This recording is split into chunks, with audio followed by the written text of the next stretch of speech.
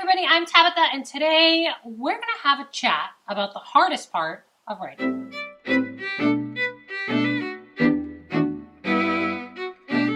Of course, in my opinion, if you were to ask 100 different authors what the hardest part of writing is, you're probably going to get about 100 different answers. So today we're just going to talk about what I see as the hardest part of writing. But I encourage you to take this challenge. If you also have a channel, or if you have social media where you don't mind going live because you're a little braver than me, then I think you should just go live and tell us all what you think the hardest part of writing is, because we have to talk our way through these kinds of things. Today I'm going to tell you what I think the hardest part is, but I'm also going to give you tips that I've found over dealing with my hardest part. So if you happen to be suffering from the same thing as me, maybe you'll find something useful. So in my opinion, over years and years and years of writing, I've found that for me the hardest part of writing is knowing when the draft is right and it's done and to stop making changes. And I know some of you have told me you suffer from that exact same thing. So here's what I mean when I say that. I don't mean, could I read it 50,000 times and find a new place to put a comma every time? Probably. It's never going to be perfect. I'm talking about the big changes, like changing the point of view, adding a new character, changing the main character, adding in a whole new storyline, adding in a whole new problem for the character, something big like that. My problem is I will always be able to pick up one of my drafts, read it through, and go, oh man, I could have told this story from this person's point of view and make it entirely different. Full disclosure, I had planned to do this video before the news broke about the big author who was releasing a point of view shift to one of their stories. So I want to say that there's nothing wrong with making those changes, with going with a different point of view, or going with a new problem, or going with a change in main character. I think it's just, you have to be aware that if you're just starting out, you want this one to be right the first time. You want to go with the character that you mean to tell the story for the first time. If years down the line you decide to play with it and release something new, well, that's your business. So a little history with me and this problem of knowing when to keep changing them. The book that you may know of as Breaking Zelda, it did not start as Breaking Zelda.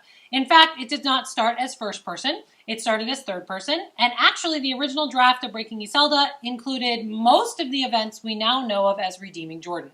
So it was one long, continuous story actually told in first person. And it started in a different spot, and lots of things had to happen. So I considered a lot of things when I was writing that, including writing the whole story from the antagonist's point of view. But at the end of the day, what I ended up doing was a complete point of view shift, ending up splitting scenes to start in a different spot, cutting it into two different books because it needed to change point of view. Basically, I made a lot of changes to that story. And I told myself that I had to do this because it was my first book and I was learning and the process was coming to me, and I did learn a lot, and I think I got a lot better. Fast forward to now. The two stories that you know that I'm currently working on right now that are already first draft done are the magical YA and the YA Contemporary, and Fron Book 4. I just said there was only two, and then I remembered there's really three. So it's the magical YA, the YA Contemporary, and Fron Book 4. I'm working on all three of those. They're all done. Really, only two of them are in editing right now, because the YA Contemporary I'm letting sit and simmer. So take those two that I'm working on right now. Have I gotten better, or do I still suffer from the same problem? I still suffer from the same problem. When the magical YA was first draft done, zero draft done, I actually made the choice to add an entirely new, a third perspective, a third girl, a third point of view into this dual storyline book. So this book literally follows two main characters in alternating chapters. So they have the same amount of screen time, if you will. They have the same amount of page time, these two girls. I made the choice to add a third and give her just as much page time. It forced, obviously, an entire rewrite. So these are the big changes I'm talking about. So have I gotten better? I mean, obviously not. This is 5 books later, and I'm still dealing with that. I am reading that now, and I'm not being pulled towards any major crazy ones again. And again, the book is stronger for it. But I'm sure one will hit before I'm done. And the reason I say I'm sure one will hit before I'm done is Fron Book 4. When Fron Book 4 was completely zero draft done, and I read it the first time, to do my own edits, I knew I needed to add in some new scenes and add in some new struggles and things like that to clean up and tighten the plot. The plot is tighter, it's cleaned, it looks good, but I think I was literally 5 chapters from being done before I went, oh my gosh, should this be a different character entirely? Should this be a different main character altogether? Those are the kinds of struggles I'm talking with. So if you suffer from that struggle, I think I'll give you a few of the tips that have worked for me. So here are my basic tips if you find yourself struggling with when you should make those big changes or when you shouldn't. Tip number 1, make the notes immediately. So when these ideas, crazy or otherwise, pop into your head, oh my gosh, it could be from this character's point of view, or oh my gosh, maybe it should be first person. Maybe I should try the whole book in second person. Maybe I should add a dragon. When these ideas pop into your head, write them down right away before you forget them on a different document. You notice I didn't say make the change right away or live with it. I just said write it down. That's tip number 1. Tip number 2, finish the draft you are working on. That probably could be tip number 1 because it is so incredibly important. Whatever idea you are currently working towards, if you started the draft in first person, you started it with a certain main character, finish the one you are working on. You might love it more than you thought, and even if you don't, it's much easier to salvage events and plots that you already know happened than it is to have to start all over. Finish the draft you started. That's tip number 2. Tip number 3. When you decide to make those changes, never delete a draft. Never, never, never, never. So I do one of 2 things when I'm doing these radical, insane changes. I always have the original draft, and I always make a new document. But sometimes I might actually make a copy of this one. So you just file, make a copy.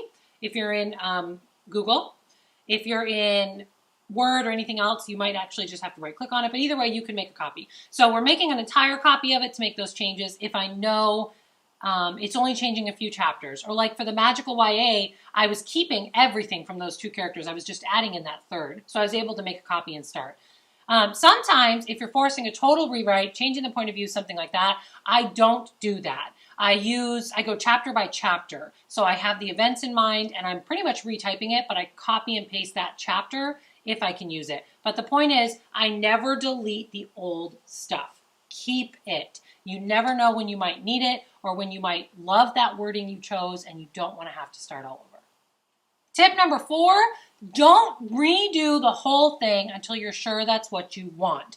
One way that I make sure it's what I want is I pick a very pivotal scene and I rewrite that with the new main character or in the new point of view or whatever. And I look at them side to side and really you have to make that call, make that decision. Is it worth it to keep going and do another scene or were you wrong? Is it not better like this? So don't commit yourself to doing the whole thing and don't necessarily start with chapter 1.